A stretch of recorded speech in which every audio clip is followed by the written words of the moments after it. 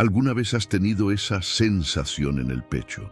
Esa intuición que te susurra que no estás viendo la historia completa, que las noticias que vemos cada día son solo la superficie, las olas de un océano profundo y antiguo que se agita bajo nuestros pies. Hoy vamos a sumergirnos en esas profundidades. Imagina esto por un segundo. Un líder mundial, una figura que ha marcado una década con sus gestos y sus polémicas, fallece. Para el 99% del planeta es el fin de una era. Un titular importante, sí, pero un titular más. Pero ¿y si para un pequeño grupo de personas, para aquellos que han aprendido a leer entre líneas, esa muerte no fuera un final, sino una señal? La última pieza de un rompecabezas profético que comenzó a armarse hace 2000 años.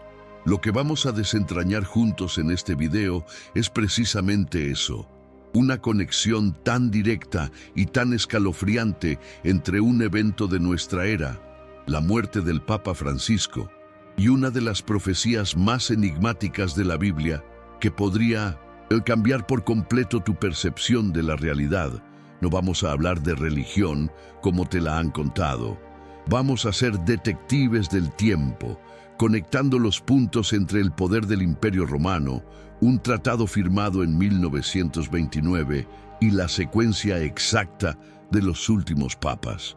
Porque lo que descubrirás hoy te dará una clave, un mapa para entender no solo el pasado, sino el guión oculto de los tiempos turbulentos que estamos viviendo ahora mismo. Antes de que revelemos la primera pista, si tú también sientes que estamos en un punto de inflexión en la historia y quieres unirte a una comunidad que busca la verdad más allá de lo evidente, haz 3 cosas muy rápidas. Suscríbete al canal para no perderte ni un solo capítulo de esta investigación. Dale un like a este video para que este mensaje llegue a más mentes despiertas y lo más importante, comenta aquí abajo una sola palabra: conectar, para que yo sepa que estás listo para empezar a conectar los puntos conmigo. ¿Listo? Porque nuestro viaje al corazón del misterio empieza ahora. ¿Alguna vez has tenido la sensación de que estamos viviendo tiempos verdaderamente cruciales? Como si, detrás del ruido incesante de las noticias y el caos de nuestro día a día, se estuviera tejiendo una historia mucho más grande, una que fue escrita hace miles de años. Hoy quiero que me acompañes en un viaje, no para buscar respuestas definitivas, sino para explorar una pregunta que podría cambiar la forma en que vemos el mundo. Imagina por un momento que despertamos una mañana con una noticia que sacude los cimientos de una de las instituciones más antiguas del mundo. En este futuro cercano que planteamos, el 21 de abril de 2025, justo un día después de la celebración más importante de la fe cristiana, se anuncia que el Papa Francisco, el primer pontífice latinoamericano de la historia, ha fallecido. La noticia, en sí misma, sería un evento histórico de enormes proporciones. Pero, ¿y si te dijera que para algunos este suceso no es una simple coincidencia, sino la pieza final de un rompecabezas profético? En el corazón de esta idea se encuentra un texto antiguo y misterioso, casi críptico, escondido en el último libro de la Biblia, el Apocalipsis. En su capítulo 17 se habla de una visión extraña, una bestia con 7 cabezas y, sobre ellas, una explicación que ha desconcertado a teólogos y eruditos durante siglos.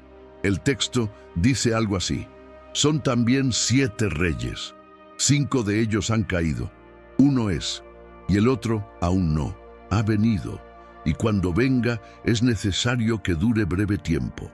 La bestia que era y no es también el octavo, y es de entre los 7 y va a la perdición. Suena complicado, ¿verdad? Como un acertijo envuelto en un misterio.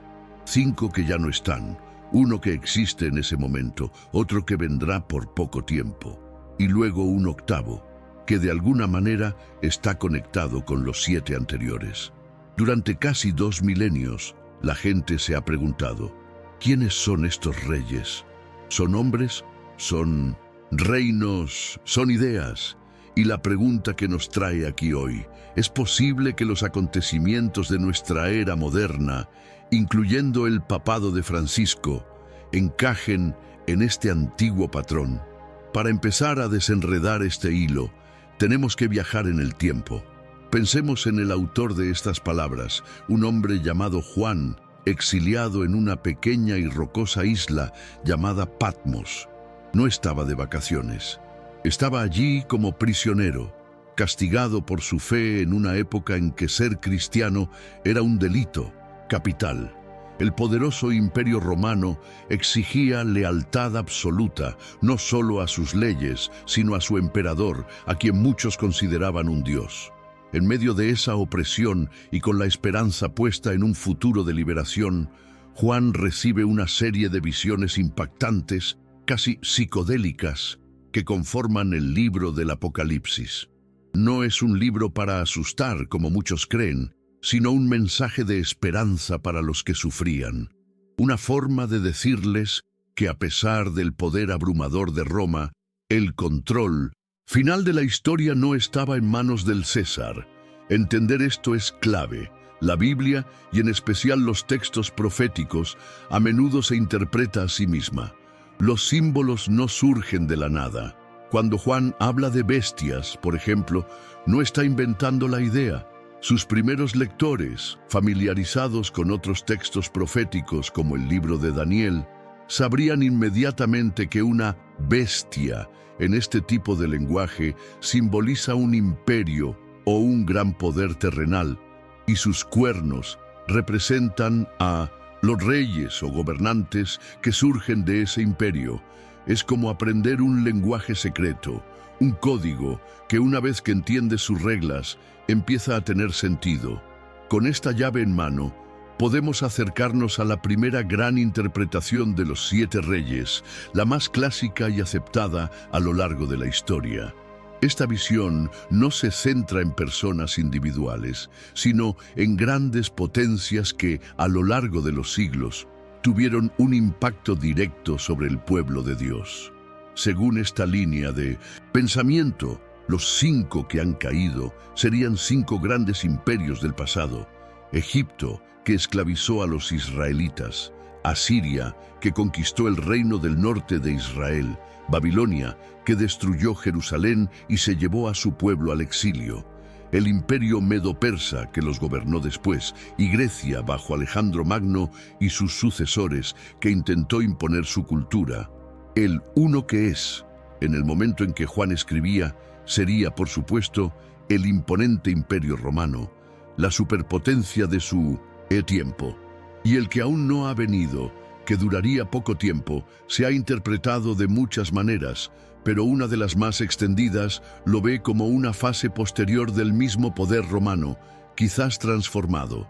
En este gran mural histórico, el 8º rey, que es de los 7, representaría una manifestación final y global de un poder que se opone a los principios divinos.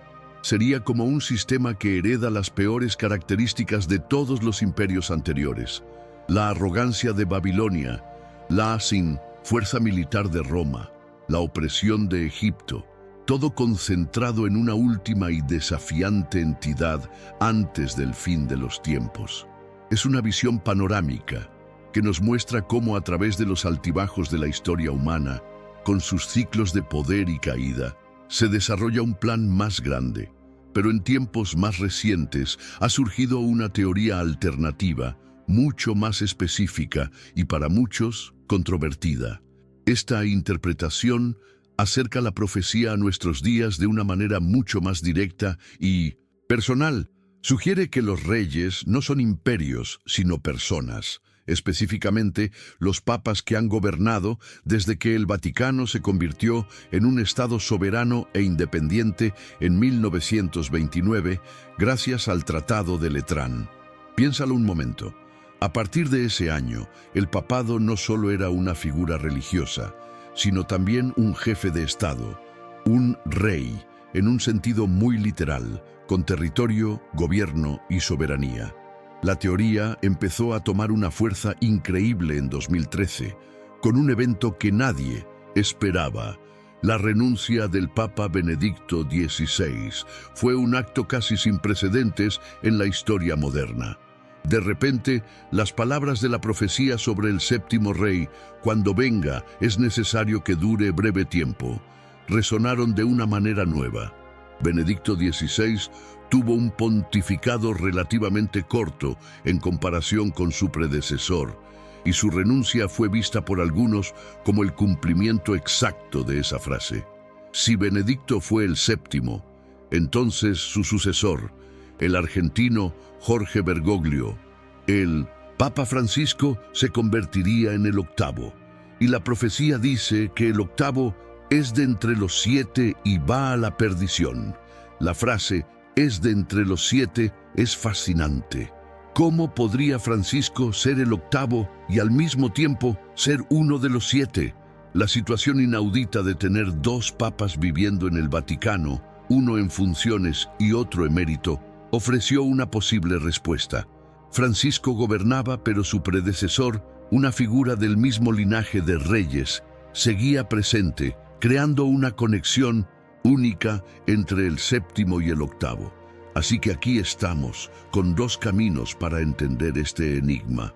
Uno nos habla de grandes imperios a lo largo de la historia, una visión amplia y majestuosa. El otro es como un thriller moderno que apunta a figuras contemporáneas y eventos que hemos visto en las noticias. Y en el centro de todo, la hipotética muerte de Francisco, el primer papa de nuestra región, un hombre que, para bien o para mal, ha dejado una marca indeleble en el mundo. ¿Y qué hay de la fecha? El hecho de que este evento ocurra justo después del domingo de Pascua añade una capa de simbolismo que es imposible ignorar. La Pascua es el corazón de la fe cristiana. No es solo un feriado. En su origen, para el pueblo judío, fue la celebración de la liberación de la esclavitud en Egipto, el paso de la opresión a la libertad. Para los cristianos, se transformó en la celebración de la victoria de Jesús sobre la muerte misma. Es el símbolo máximo del nuevo comienzo, de que la oscuridad no tiene la última palabra. Entonces, que un líder de la magnitud del Papa fallezca en este preciso momento del calendario litúrgico es poético, ¿no crees? Podría interpretarse como el cierre definitivo de un ciclo, el fin de una era, para dar paso a algo completamente nuevo. En la simbología bíblica, los números también cuentan una historia. El número 7 aparece constantemente para representar algo completo, perfecto, un ciclo cerrado. Los 7 días de la creación, las 7 iglesias del Lund-Testament, Apocalipsis, los 7 sellos, es el número de la totalidad divina, y el número 8 que le sigue a menudo simboliza un nuevo comienzo, una resurrección. En la historia del diluvio, fueron 8 las personas que se salvaron en el arca de Noé para iniciar una nueva humanidad. Si Francisco fuera, en esta interpretación, el octavo rey, su muerte no sería solo un final, sino el umbral hacia una nueva fase de la historia humana. Quizás la última etapa del gran drama cósmico que describe la profecía. El papado de Francisco, además, estuvo lleno de elementos que lo hacen único. Fue un hombre de primeras veces, el primer papa del hemisferio sur, el primer jesuita, el primero en elegir un nombre que evoca humildad y una reforma radical. Su estilo de vida, rechazando los lujos del palacio apostólico, y sus palabras, a menudo desafiantes para los sectores más conservadores de la Iglesia, pintan el retrato de una figura de transición, un puente entre lo antiguo y lo nuevo. Para muchos, en América Latina, su elección fue un motivo de orgullo, la sensación de que, por primera vez, uno de los nuestros estaba en el centro del escenario mundial. Pero su pontificado también generó divisiones profundas, y sus intentos de reforma fueron vistos por algunos como una amenaza a la tradición. Ahora, alejemos un poco la cámara de esta figura y miremos el panorama completo que pinta el Apocalipsis. La profecía de los reyes está dentro de una visión más grande, la de una mujer llamada Babilonia la Grande, sentada sobre la bestia de 7 cabezas. Se la describe vestida de púrpura y escarlata, adornada con oro y piedras preciosas, embriagada con la sangre de los mártires. A lo largo de la historia, muchos han visto en esta figura una representación de un poder religioso apóstata, un sistema que se ha corrompido y ha hecho alianzas con los poderes políticos del mundo para mantener su influencia. La imagen de la mujer sentada sobre la bestia es poderosa. Sugiere una relación de conveniencia. El poder religioso utiliza al poder político para sus fines y el poder político se beneficia de la legitimidad que le da la religión. Esta imagen resuena profundamente en la historia de América Latina, donde la relación entre la cruz y la espada, entre la Iglesia y el Estado, ha sido compleja, a veces colaborativa y a veces conflictiva, definiendo el destino de nuestras naciones durante siglos. Pero la profecía revela un giro final sorprendente. La bestia y sus aliados terminarán odiando a esta mujer simbólica, la destruirán y la consumirán. Esto sugiere que la alianza entre el poder político y el religioso no es eterna. Al final, los poderes terrenales, en su búsqueda de control absoluto, se volverán incluso contra el sistema religioso que alguna vez los apoyó. Y es aquí donde todo converge con nuestro presente. La muerte de una figura como el Papa no ocurriría en un vacío, ocurriría en un mundo como el nuestro, un mundo que se siente cada vez más al borde de algo. Pensemos en lo que vemos a nuestro alrededor todos los días, tensiones geopolíticas que nos recuerdan a la Guerra Fría, conflictos que estallan en lugares sagrados, economías frágiles que afectan el bolsillo de nuestras familias, una polarización social que envenena las conversaciones y nos divide hasta en las cenas familiares. Y sobre todo, el avance imparable de tecnologías como la inteligencia artificial que nos maravillan y nos asustan al mismo tiempo, porque están cambiando lo que significa ser humano. Hace 2000 años, cuando sus discípulos le preguntaron a Jesús cuáles serían las señales de su regreso, él no habló de una sola cosa. Describió un clima general, angustia de las gentes, confundidas a causa del bramido del mar y de las olas, desfalleciendo los hombres por el temor y la expectación de las cosas que sobrevendrán en la tierra. ¿No te parece una descripción perfecta de nuestra época? Esa sensación de expectación, de no saber qué vendrá mañana, esa angustia colectiva que se siente en el aire. No se trata de caer en el pánico o de buscar fechas exactas en un calendario. La profecía bíblica no funciona como un cronograma de trenes. Funciona más bien como un mapa del tiempo que nos muestra los patrones, las estaciones espirituales de la humanidad.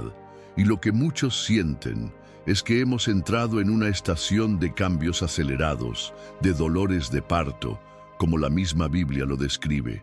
Al final, la posible conexión entre la muerte de un papa y una antigua profecía no es el punto central. Es un catalizador, una señal en el camino que nos invita a levantar la vista y a preguntarnos, ¿qué historia se está desarrollando realmente? ¿Y cuál es mi lugar en ella? El verdadero protagonista de este relato no es un rey, ni un papa, ni un imperio. El libro del Apocalipsis, desde su primer capítulo, se presenta como la revelación de Jesucristo.